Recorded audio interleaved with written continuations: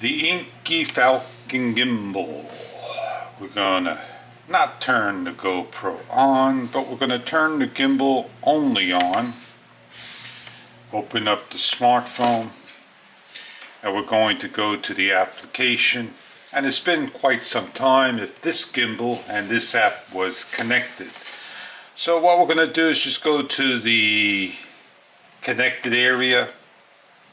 It's going to talk to one another.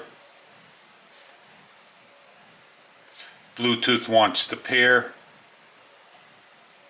and we're all paired up. We're going to just basically kit complete. And we want to go and help somebody out with calibration to the horizontal. They want to know how it's going to be saved. 0.66. Save the CA ... ration value. Just click that blue. Save complete.